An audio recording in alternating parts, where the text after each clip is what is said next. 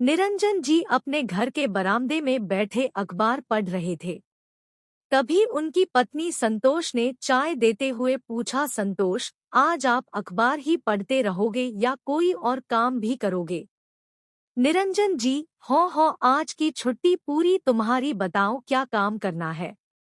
संतोष, वो मैं सोच रही थी देवर जी के घर जाने की। निरंजन जी, क्या राकेश के घर नहीं, मैं वहां नहीं जाऊंगा। तुम जानती नहीं, अपना हिस्सा मांगने के लिए उसने कितनी बेइज्जती की थी। हमारी बाबूजी के मरते ही उसे हिस्सा लेने की इतनी जल्दी थी कि 13वीं तक भी नहीं रुका, पहले ही लड़ाई झगड़ा शुरू कर दिया। संतोष, वो सब तो ठीक है, लेकिन इस बात को 5 साल बीत गए। निरंजन जी, तो इन 5 सालों में वो एक बार भी हमसे मिलने आया या कभी फोन पर बात की? वैसे आज अचानक वहां जाने की जिद क्यों कर रही हो? संतोष, नहीं कुछ नहीं, बस ऐसे ही। निरंजन जी, मैं तुम्हें जानता हूँ, तुम कोई काम ऐसे ही नहीं करती। सच सच बताओ क्या बात है? संतोष, कल मुझे बाजार में उनके घर में काम करने वाली रूपा मिली थी। वह बता रही थी कि अपनी काजल को कोई बड़ी बीमारी हो गई है।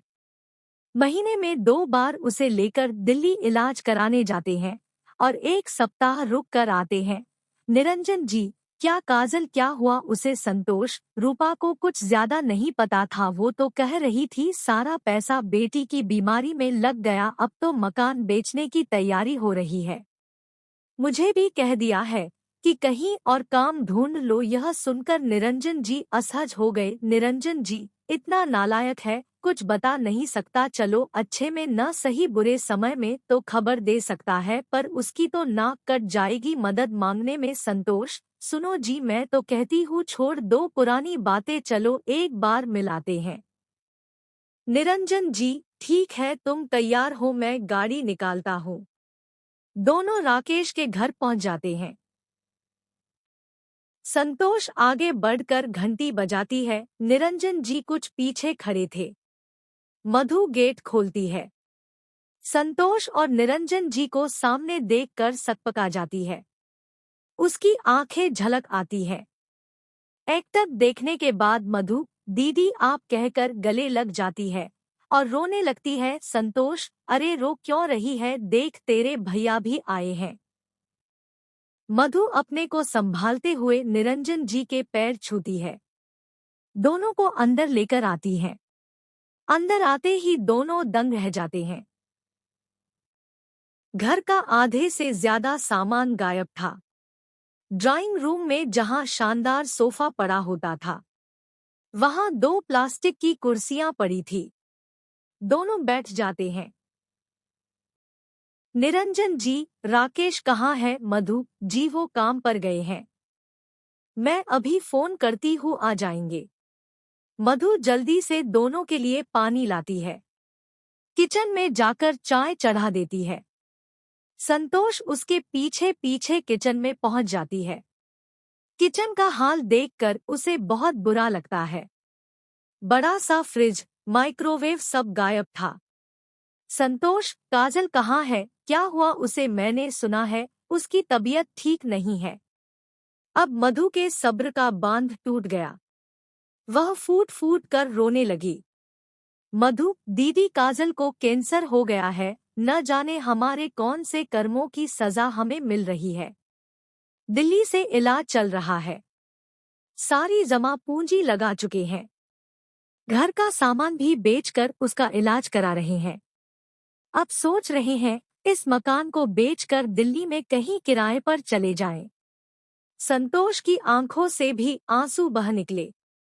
संतोष, इतना सब कुछ हो गया, हमें बता नहीं सकती थी।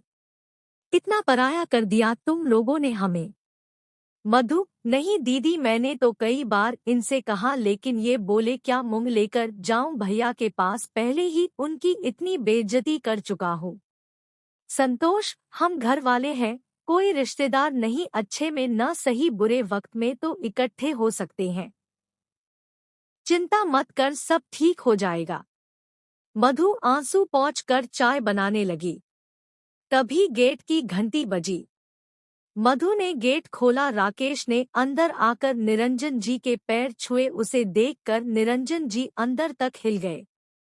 राकेश, जिसके चेहरे से हमेशा तेज टपकता था, रौबदार भरा हुआ चेहरा, शानदार कपड़े पहने बुलेट पर घूमने वाला उनका भाई, आज उसे पहचानना मुश्किल हो रहा है। पीला पड़ा चेहरा, गाल अंदर धसे हुए बालों में सफेदी छलकने लगी थी।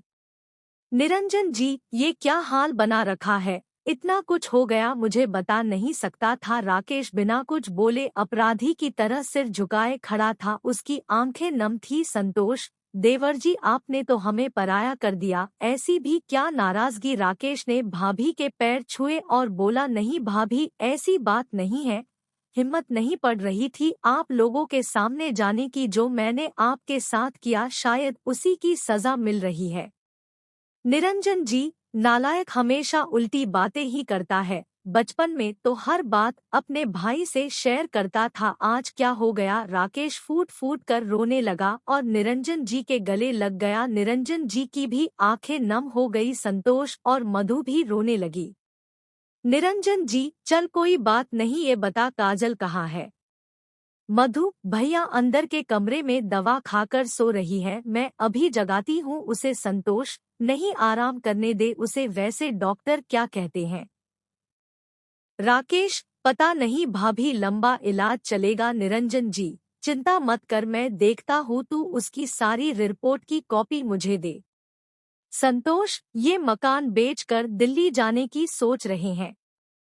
निरंजन जी, नहीं, मकान नहीं बिकेगा, मैं सब संभाल लूंगा, तेरा दिल्ली में रहने का इंतजाम भी हो जाएगा। राकेश भैया, मुझे माफ कर दीजिए, मैंने आपके साथ बहुत गलत किया। निरंजन जी, वो तो तू हमेशा करता है, बचपन में भी शरारत तू करता था और मार मुझे पड़ती थी। यह कहकर निरंजन जी हंसने लगे। निरंजन जी, अब भी मैं तुझे बचा लूंगा। तभी मधु चाय ले आई, सबने मिलकर चाय पी। मधु, भाभी, काजल उठ गई है। चारों काजल के कमरे में पहुंच जाते हैं। सामने पलंग पर कमजोर सी लड़की, आंखों में गड्ढे, मुरझाया चेहरा, एकटक सबको देख रही थी। संतोष अपनी बड़ी मम्मी को भूल गई। बेटा काजल को संतोष ने गले लगा लिया। निरंजन जी, मेरा शेर बच्चा कैसे बकरी बन गया? ताया जी के साथ रहता तो कभी बकरी नहीं बनता। तेरा बाप तुझे खाने को नहीं देता क्या? काजल, आप मुझसे मिलने नहीं आए, आपकी चॉकलेट नहीं मिली इसलिए कमजोर हो गई। निरंजन जी, तू ठीक हो जा, फिर तुझे हम अपने घर ले जाएंगे। सबसे मिलकर दोनों घर की ओर चल दिए। घर पहुंचकर निरंजन जी गहरी चिंता में डूब गए। निरंजन जी काजल की रिपोर्ट लेकर अपने डॉक्टर से बात करते हैं, वह उन्हें एक स्पेशलिस्ट से मिलवाता है। एक सप्ताह बाद वे दोनों राकेश के घर पहुंच जाते हैं। निरंजन जी, सुन, मैंने सारा इंतजाम कर दिया है, काजल का इलाज दिल्ली के सबसे बड़े अस्पताल में होगा, भगवान ने चाहा तो जल्दी ही वह ठीक हो जाएगी। सरकारी अस्पताल के भरोसे कुछ नहीं हो पाएगा राकेश, लेकिन भैया उसमें तो बहुत खर्च आएगा। निरंजन जी एक बैग उसके आगे सरका देते हैं। निरंजन जी, ये 50 लाख है, मैंने गौव की जमीन बेच दी। राकेश और मधु की आंखों से टप टप आंसू बह रहे थे। राकेश भैया, ये आपने क्या किया? मैं तो अपना हिस्सा पहले ही बेच चुका हूँ, अब आपने भी अपना हिस्सा बेच दिया। निरंजन जी, जब बात अपने बच्चे की हो तो सब कुछ फीका लगता है। तू जाने की तैयारी कर, मैंने वहाँ तेरे रहने का भी इंतजाम कर दिया है। ये 50 लाख अगर कम पड़े तो घबराना मत, मेरे पर कुछ सेविंग भी है। 6 महीने के इलाज के बाद काजल ठीक हो जाती है।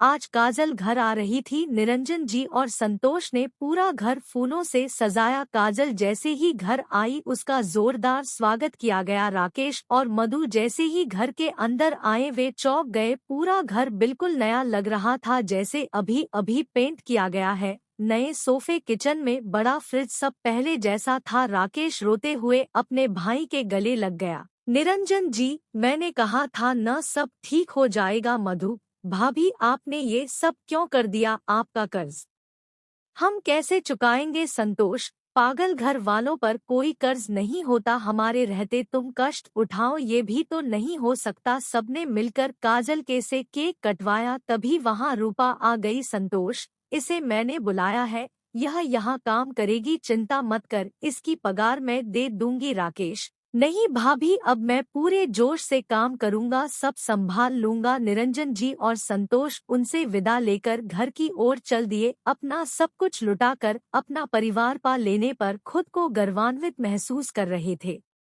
अगर आपको हमारी स्टोरी अच्छी लगी हो तो अपने दोस्तों के साथ भी शेयर कीजिए और कमेंट में जरूर बताइए कि कैसी लगी हमारी स्टोरी। लाइक एंड सब्सक्राइब किया।